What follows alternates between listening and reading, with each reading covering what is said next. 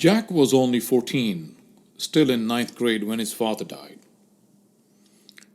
He would often wake up at night crying, dead scared, not knowing who to go to find answers to all the questions that were not letting him sleep.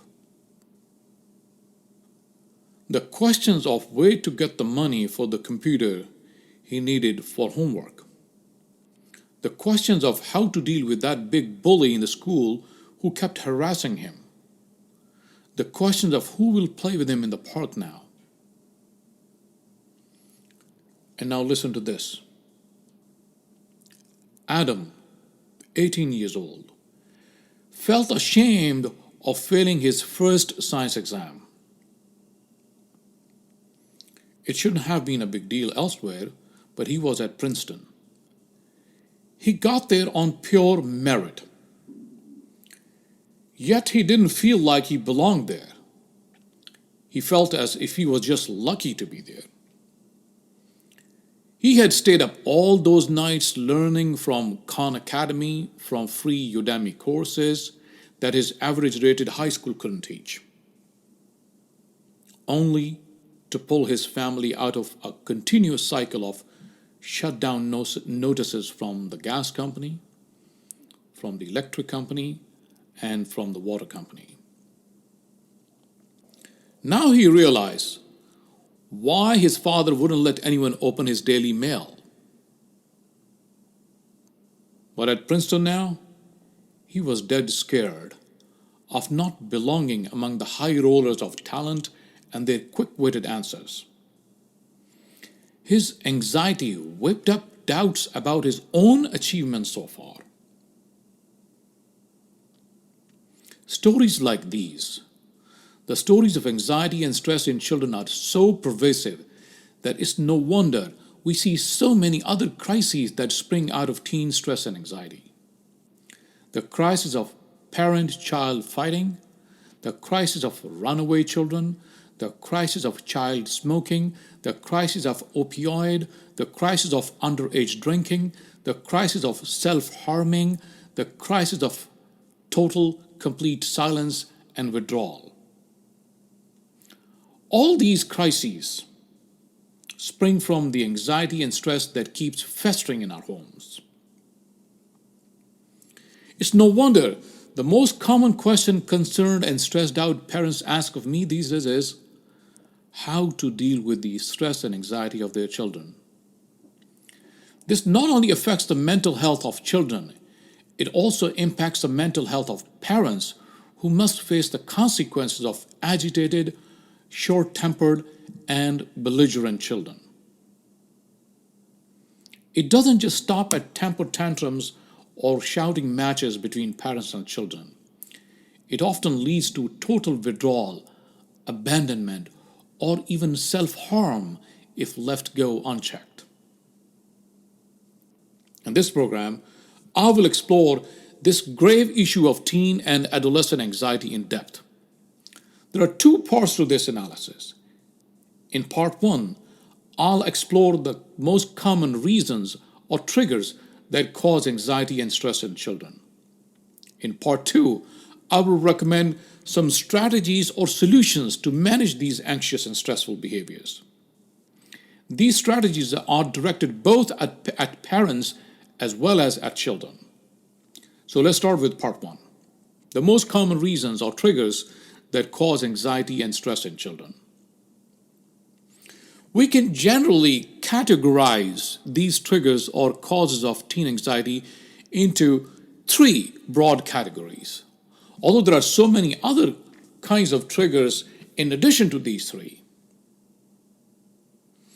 The number one reason for anxiety and stress in teenagers is the fear of failure. It's the fear of not meeting one's own expectations or the expectations of others around them. This fear could discourage a child from taking even the initial steps towards a task or a goal, lest he should be considered a failure.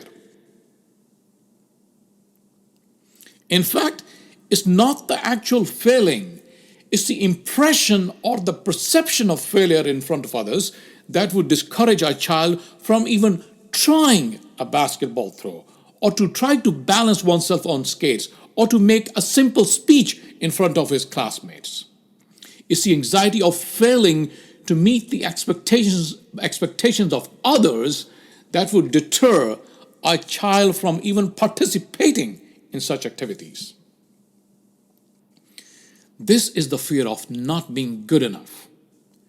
This is the debilitating paralysis of not being strong enough, not being rich enough, not being quick enough, not being smart enough to help others or to help those he or she loves. Trying to do any of this and failing at that could be devastating for self-esteem. Not attempting at all, at least, will provide a safe exit or an excuse. I didn't fail since I didn't try. And since society is more forgiving of quitters than of failures, it offers relatively generous face saving to quitters rather than to failures.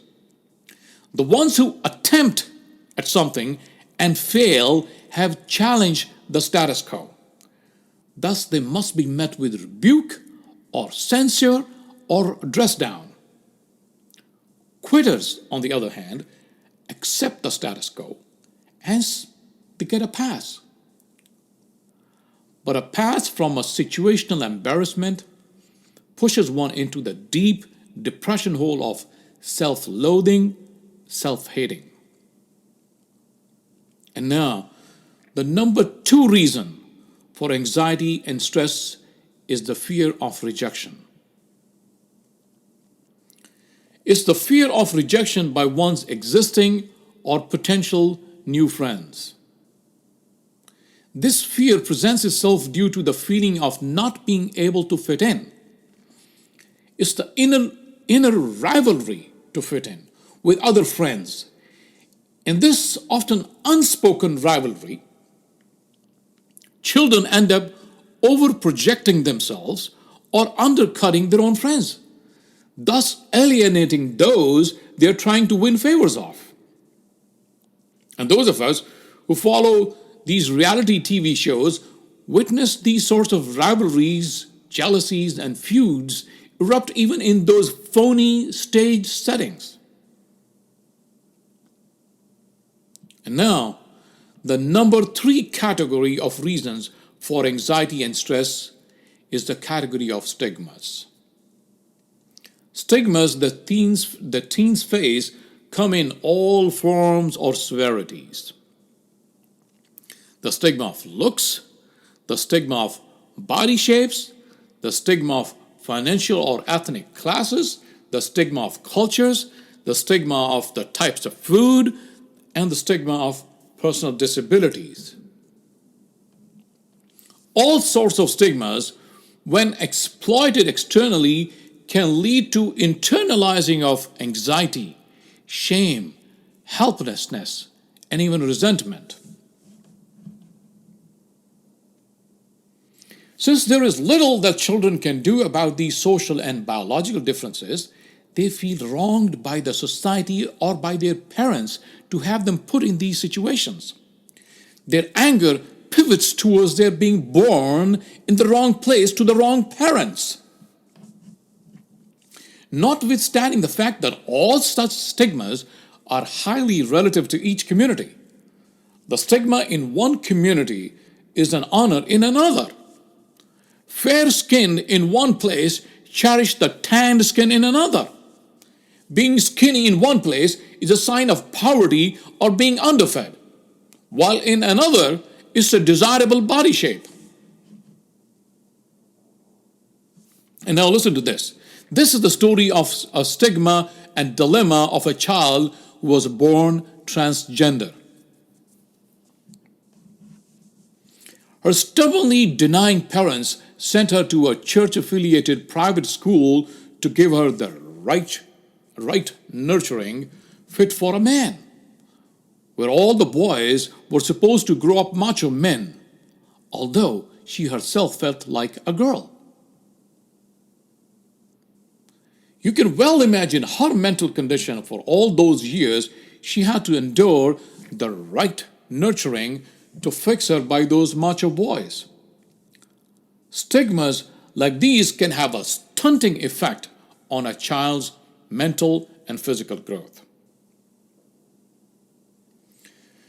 In a nutshell, we have covered three major categories or triggers or sources of anxiety in teens. The fear of failure being number one, the fear of rejection, and stigmas. This ends part one of this program. In part two, I will go over some of the strategies and solutions to counter or manage the effects of these debilitating sources of teen anxiety. Until then, have a good day.